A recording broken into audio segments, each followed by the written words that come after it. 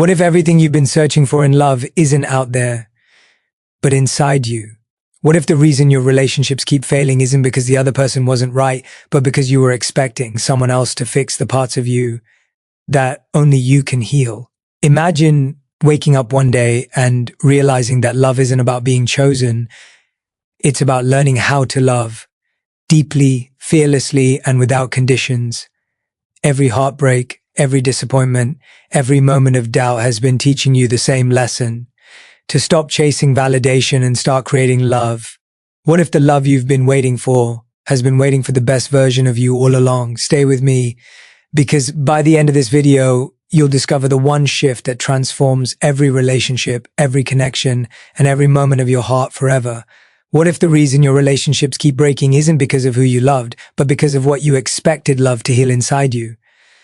We walk into relationships carrying invisible wounds, heartbreaks we never processed, childhood aches we pretended never happened, insecurities we wrapped in silence, and somewhere along the way we start believing a dangerous myth that love will fix the parts of us we don't want to face. We think a partner will erase years of loneliness, replace every painful memory, and finally make us feel whole. But therapists say this is the single biggest trap people fall into, because love isn't a bandage, it's a spotlight. It doesn't cover your wounds, it illuminates them. When someone gets close enough to matter, they also get close enough to touch what hurts. Their innocent actions trigger old scars you never healed. A delayed text suddenly reminds you of the abandonment you felt as a child. A small disagreement echoes the emotional chaos you grew up with. Their silence sounds like rejection, not because they rejected you, but because someone else once did, and you never recovered. The shocking part is this: people think they are hurting because of the relationship, when in reality, the relationship simply awakened pain that was already living inside them. Love becomes the battlefield, where past trauma fights for survival. Most people don't realize their partner isn't the enemy.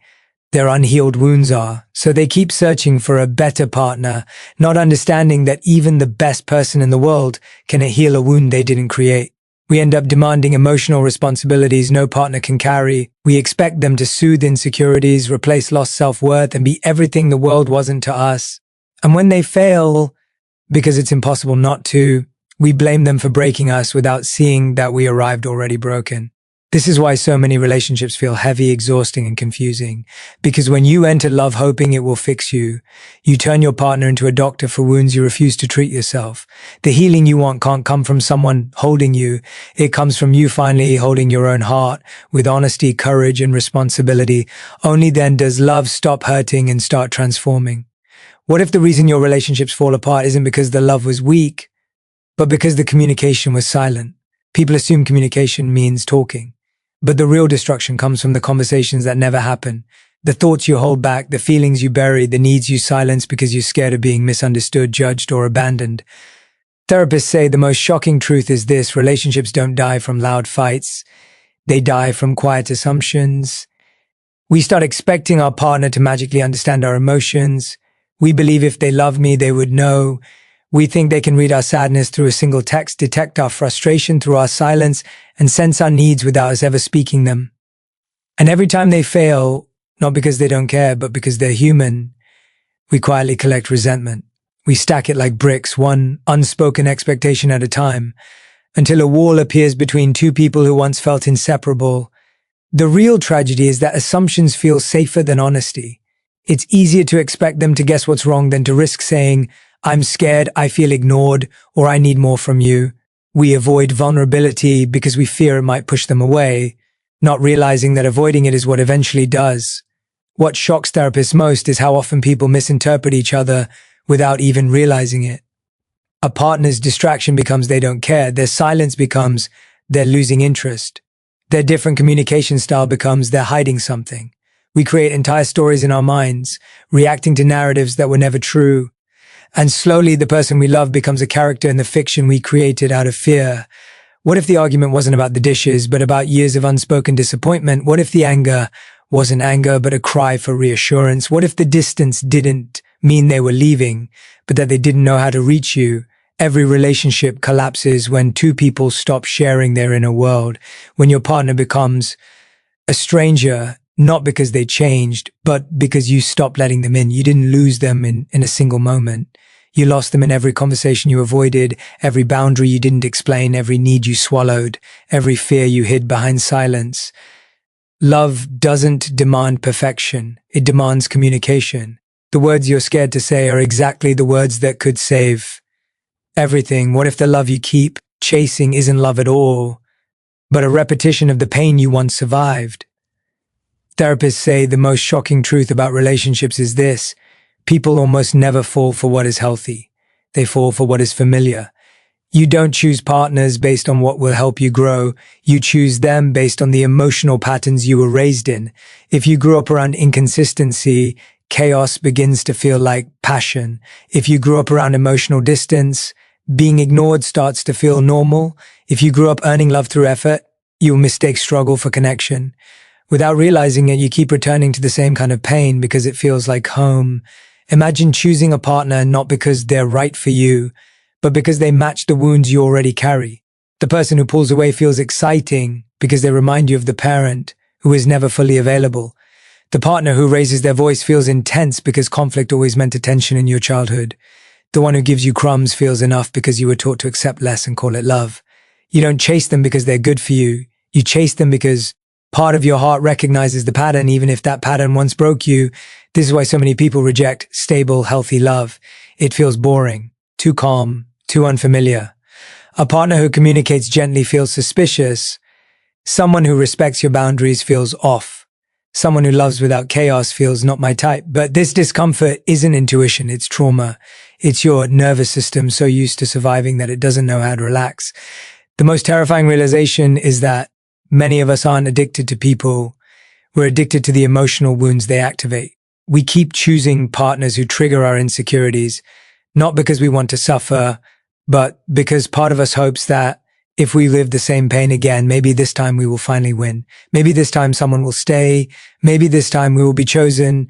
Maybe this time the ending will be different, but the ending never changes until you do. The pattern continues until you recognize it. And the moment you realize you've been choosing your past instead of your future, your entire understanding of love shifts. You stop chasing familiar pain. And for the first time, you become ready for a love that doesn't hurt to hold. What if the person you think is perfect for you is actually the person most capable of breaking your heart simply because you confused chemistry with compatibility? Most people don't realize this, but therapists say one of the most shocking reasons relationships fail is because we chase a spark instead of a foundation. Chemistry feels magical. The butterflies, the excitement, the intensity, the effortless connection. It's addictive. It's intoxicating. It makes you believe you've finally found the one, but chemistry is a reaction, not a relationship. It can pull you towards someone who ignites your emotions while destroying your peace. And because it feels so powerful, you mistake it for destiny. Compatibility is quieter. It doesn't rush your heartbeat. It calms it. It doesn't give you adrenaline. It gives you safety. But safety feels unfamiliar when you're used to emotional roller coasters. So you choose the spark over the stability, the attraction over the alignment. And this is where everything starts to fall apart. Chemistry can make you ignore the red flags waving right in front of you. The disrespect, the inconsistency, the emotional unavailability, all hidden behind the thrill of connection. You convince yourself this feels so strong it must be right, but the truth is terrifying. The strongest connections are not always the healthiest ones. Sometimes the person who excites your soul is also the person who confuses your mind and exhausts your heart. Compatibility is about shared values, emotional maturity, communication, stability, respect, long-term goals. But people overlook it because it doesn't feel as dramatic. It doesn't give you chaos. It doesn't give you the high. And subconsciously, many of us think love must hurt to be real because pain is familiar and peace is unfamiliar. What if the person you called boring was the one who would have given you the life you always prayed for? What if the one who made you feel butterflies was actually awakening your trauma, not your soulmate bond? What if every heartbreak you experienced happened because you chose intensity over intention? The shock comes when you realize chemistry can lie, but compatibility never does. Chemistry brings you close, but compatibility keeps you close. Chemistry is how you start, compatibility is how you stay. And until you stop chasing the spark long enough to notice the steady flame, you will keep calling chaos connection and keep losing the love that was meant to heal you, not hurt you. What if the reason your relationships keep collapsing isn't because your partner failed you, but because you were expecting perfection from someone who was never designed to be perfect? One of the most shocking truths therapists repeat is this: people destroy their own relationships by demanding an impossible standard, perfection, not consciously but emotionally. We want someone who never gets angry, never misunderstands us, never disappoints us, never triggers our insecurities, never makes a mistake, never fails to show up exactly the way we imagine. We forget that real people come with real flaws, real moods, real fears, real wounds, and instead of loving them for who they are, we hold them accountable for who they should be.